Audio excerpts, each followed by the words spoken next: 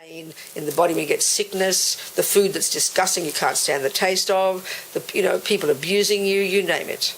That's what we mean by suffering. And the way to talk about that is, it's when attachment gets what it doesn't want, or when attachment doesn't get what it wants. This is really the way to define it. It sounds very brutal. So, the second kind of suffering Buddha talks about is more nuanced. It's more subtle. And it's very depressing initially. It's the second kind of suffering is what we refer to as happiness. So the example of this, and this is for Buddha, the second kind of suffering. It's a more nuanced level of suffering. It's a deeper level of suffering. Not only is it not happiness, it's a deeper level of suffering. So what does that mean? It's not that difficult. He calls it the suffering of change. It's really obvious. So there I am, The scenario is, in my mind, attachment to food from past habit. So thinking about it, hankering after it, working out to get it. The stomach is empty, all the conditions are there, and so the hunger is there. That's one thing. But that's just, that's not attachment. Hunger is something different. I mean, the stomach is empty. We can hear it rumbling. We know it's empty. You can feel the body being a bit weak or something, let's say. But attachment's something else altogether. Attachment's mental. Attachment's mental. So attachment is attached to food. If you've got attachment to food, you're thinking about it all the time. So then you see the conditions are already and ripe, and the stomach's empty, so you're even more excited with the attachment, and then you anticipate the chocolate cake, And all the meat to get the chocolate cake and on the plate, and you're building up all the excitement. All this is attachment, all the excitement, all the anticipation, all the hunger for it, excited, and all this is delicious. And the whole point of all that excitement and anticipation is to get the cake in the mouth. We know that. That's where the cake belongs. You don't put it in your ear or something. Or you don't just merely look at it. You want to get it in the mouth. The looking is part of it. Your pleasure for the eye consciousness. There's no ear consciousness involved in cake. It's the eye consciousness that sort of increases your anticipation, isn't it? And then you finally get it in the mouth. So that's the culmination of the entire process, isn't it? All based on attachment, believing that when you get the cake, it'll bring happiness, it'll trigger a pleasant feeling. Well, technically, literally, it does. A pleasant feeling is definitely triggered, no question. But the point is, attachment's not happy with that pleasant feeling. It wants another one. So naturally, because attachment is kind of greedy, attachment is greed, attachment is a junkie, it's hungry for more of those pleasant feelings, isn't it? So you put another mouthful in, and it's still delicious. But already, once we analyse this process looking backwards, we can see that it's downhill from that first mouthful. That first mouthful is the best pleasure. It triggers the best pleasure. So attachment is a neurotic state of mind that works with many other parts of the mind and the body to get the cake, and all the time anticipating, building up the story, the expectation, the excitement, all that, get the cake in the mouth. It definitely triggers a pleasant feeling. But then you have another mouthful because attachment is not happy yet. Because attachment is not satisfied. The mind isn't satisfied yet.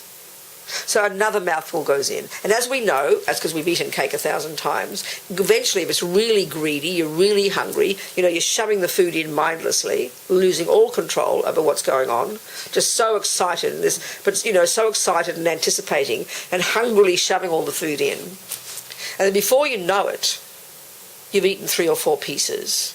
And you've missed the point where the pleasure started to go downhill from the first mouthful. When we fool ourselves, it's still going to be pleasurable. And we really are hungrily, frantically wanting more pleasure because we're wanting that pleasant feeling. But slowly, inexorably, we know, as you keep putting mouthfuls in, the feeling is either pleasant feeling, unpleasant feeling, or neutral feeling. The feeling is so soon changing from pleasant slowly to unpleasant. And before you know it, you suddenly realise the fourth piece, it is revolting. And only unpleasant feelings are now being triggered. So you stop eating, because if you didn't, you'd vomit. Now we know this is scientific fact. This is how all experiences through our senses, motivated by attachment, end up. So as you know, the Buddha says, not only did the cake not bring the satisfaction, the fulfillment, the joy, the completion, now I'm happy and now I can stop, I'm so full, I'm so delighted. Sometimes we can be, but in general, if we analyse it carefully, not only does that cake not bring the satisfaction or the happiness or the joy that attachment hungrily expected, or that we expected, it even, as Buddha says, it not only does it not bring you happiness, it brings you the first kind of suffering. That pleasant feeling turns into the unpleasant feeling, and that means it turns into the first kind of suffering, which is the suffering of suffering, feeling revolted, feeling sick, feeling you want to vomit. Well, then the acid reflux and the feeling stuffed and all the other, and the constipation, etc., that comes as a result. In other words, it turns into the happiness of the suffering of change is the happy feeling based upon the contact with the object, inexorably turning into unhappy feelings, which is the first kind of suffering. So not only did we not get happiness, completion, satisfaction, now I found happiness. But it turned into suffering. And not only that, it increased the craving for more cake tomorrow. As my mother used to say, the more you get, the more you want. That's the killer of this second kind of suffering. And that's the suffering of the senses. And that's the suffering of attachment. And that's the one that is the source even of the suffering, the first one. And it's a honey-covered razor blade, and it's a nightmare. And it's pervasive, utterly. So really, attachment is a junkie. It's addiction. Except it's addiction at all levels, and all objects are objects of addiction. And of course, the deepest addiction, like we were talking before, is the addiction to being seen as a good girl, to being approved of. And as we can see, when you're relying on other people loving you as your main thing, the more approval you get, the more love you get, you just eat it up like a vampire and spit it out, and you become more and more miserable, more and more empty, more and more hopeless, more and more depressed. That's the suffering of attachment, Buddha says. So he's saying, hey guys, I found a method to get happiness. I found a method to trigger blissful feelings like you can't imagine, and not just occasionally but continuously. And he's even saying that your consciousness, your mind, when it is unencumbered by delusions, that is the happiness that he says is natural. So in other words, we think happiness, pleasant feeling, joy, whatever word you like, they're all synonymous, pleasant feelings, happiness, we think happiness is what you get when attachment gets what it wants. Buddha says, no. Happiness is what you get when you give up attachment. In other words, it's what's left. When you remove the pollution, what is left is bliss and joy. And I'm not using those words casually. This is literally the truth, according to Buddha.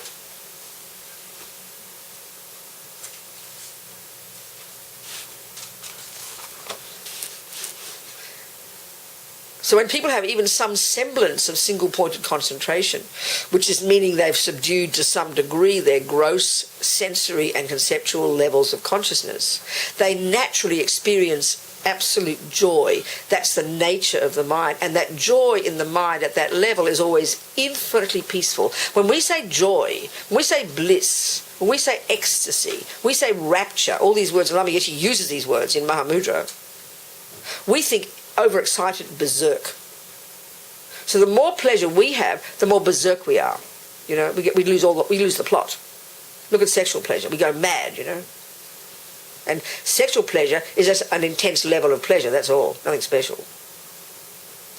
But the Buddha's saying when delusions aren't there, and through meditation you can access more subtle levels of your own consciousness, and delusions are even temporarily ceased, and the grosser level of a conceptuality is ceased, and your sensory consciousness has ceased, then the bliss that you experience is inconceivable, but it's infinitely peaceful. Infinitely peaceful. I remember interviewing our Swiss monk friend, Venerable Rene, who's amazing, been meditating off and on for 40 years, all kinds of meditation. I interviewed him in 95 in Mandala magazine when I was editing it, and about one of his long 2.5-year retreats in our centre in Spain where he was doing single point of concentration. So he said he maybe just touched upon the 5th of the 9 stages, 2.5 years, just touched upon the 5th, which already is meaning a subtler level of mind, beyond the conceptual and the sensory. And he said something like, very humbly, the joy my mind experienced, I forget what word he used, was so superior to any pleasure, joy, etc., happiness, all these words are the same, that he had ever experienced through his senses. And this is literally the point that Buddha's making. That it's just, and this is very powerful for us, just to know that our mind has that potential. So single point of concentration is not enough. You've got to use it to realize emptiness, to cut the root of all delusions. Otherwise, you lost the plot. But it's just explaining the Buddhist view, the understanding of the mind and its nature. It's very encouraging. So basically having attachment and being in these bodies, which are the product of attachment, we're just basically junkies, This is what Buddha means by being in samsara. Are we communicating? So this is, in the sutra practices, you work on all this. And the more you understand it all, the more sophisticated you come at your practice of controlling your body, speech and mind and getting realization, getting concentration, getting renunciation, becoming more joyful. You become naturally more joyful, more balanced, more equanimity, more happiness, more joy, whatever. You become that way. But then you're now more qualified to move to the more advanced levels of of developing compassion and even going to the tantric level where, and this is as Lama's beginning to talk, that level is the most sophisticated level psychologically, where the person's so subdued, they've still got delusions, but you can, by understanding the nature of your body, and by understanding them, and that's in the tantric system, it's very sophisticated understanding of the subtle physical energies, which is the same as the yoga people talk, and it's the same as the Tibetan medical system uses to explain the subtle physical energies. They're really sophisticated. As Azami says, Tantra is very technical. So when you understand all this, understand your mind, you can, even at an ordinary level in daily life, let's say you're a really good practitioner, you've controlled your body, speech and mind, you're practicing compassion, you're practicing emptiness, all these things, then even just the experience of cake, this is the point now. When you give up attachment to cake, your tongue doesn't fall out. This is a really crucial point. You've still got a tongue. You still have a nervous system. If there's no attachment, it's not as if you stop having feelings. Feelings are the nature of the mind. But the greed has gone. The grasping, the frantic, the hopeful, the expectation, the neediness is all gone. So what's left then, you would say your mind is, you can have experience pure pleasure. The pleasure you would experience from that cake if you were a highly more advanced person would be so superior pleasure because it's not polluted by being a junkie. Look at a junkie. Use the analogy of a junkie or an alcoholic. Look, you see the person, their mind's out of control, berserk, right?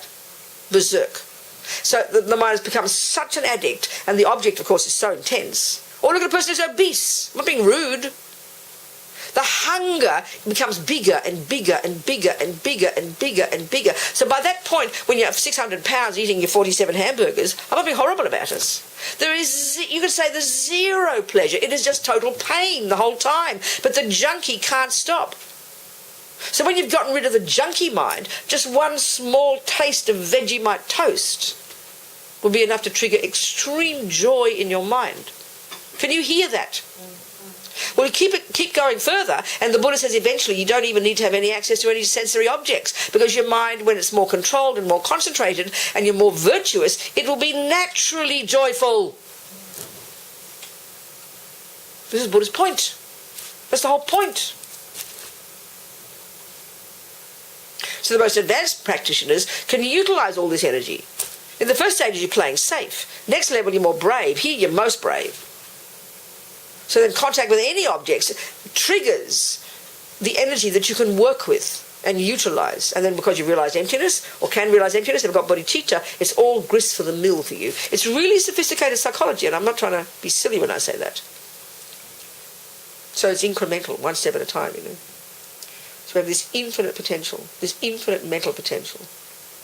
And all of these practices are according to our capacity, what we take on board at different points. Up to us. We're the boss.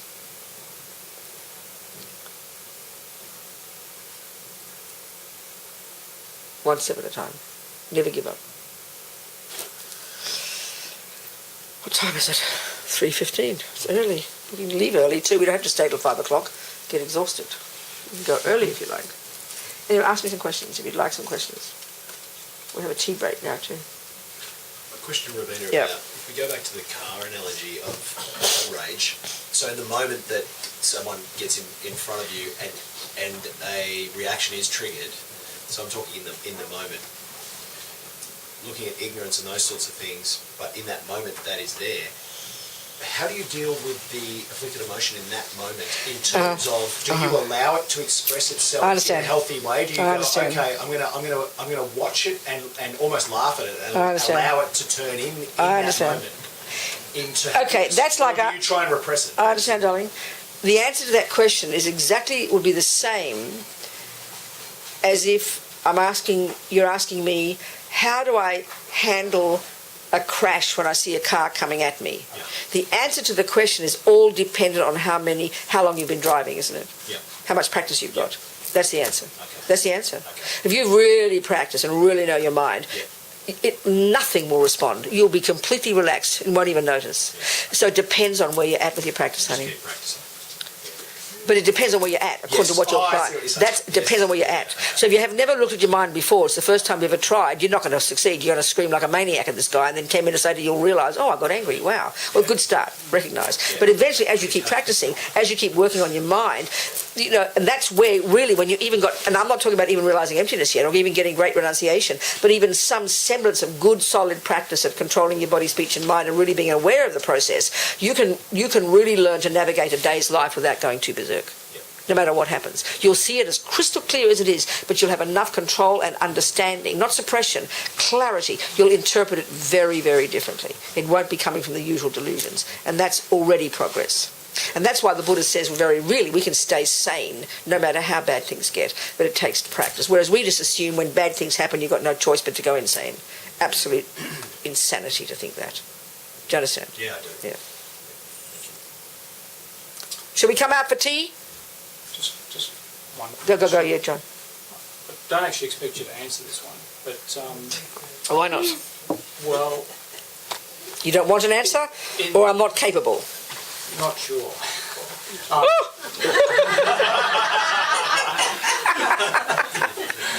You may ask your question, John.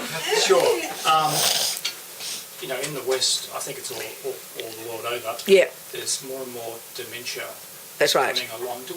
That's right. Have any Of course he does. answers Obvious. as to Of course he why, does. what the cause? If Buddha has an answer to help you become an enlightened being, which means your mind pervades the universe and no attachment and no nonsense and all the infinite compassion for all sentient beings and the ability to manifest your mind in a billion forms simultaneously to help all sentient beings, I would suggest the Buddha has an answer to what dementia is. Did you just hear that answer? Did you hear what I said, or you lost it? I was being more specific answer. No, I know that. I'm about to give it to you. I was just being sarcastic. I was just being sarcastic as a prelude. Okay. So we've got positive qualities, negative and neutral. And the neutral are like the mechanics of our mind. Good memory, discrimination, attention, intention, feeling. There's many of these. Mindfulness, alertness, there's many of these. And they're very, very understood very deeply in Buddhist psychology, and they develop hugely when we do single point of concentration. So dementia is what? Losing your memory, isn't it? Well, that's it. The capacity of the mind to remember what's happening is disappearing. It's one part of your mind going. Another part of your mind that goes is called discrimination. You can't tell one thing from another. Another part of your mind goes is any concentration whatsoever. I mean, they're all these mechanics of the mind. And then depending on how many delusions or virtues you've got is the kind of person you'll end up. So some people, when they lose the plot, just become happy and smiley because their virtues are prevailing. Other people get more angry and more paranoid because their delusions are prevailing. But they're the mechanics. Without any one of these doing their job, we'd be a mad person. Do you hear me? Yes. So this is one of those is not working anymore. Or more of them. Absolutely. Let's have a cup of tea. Or something. And then come back quickly, then we can finish. We don't need to go till 5 o'clock.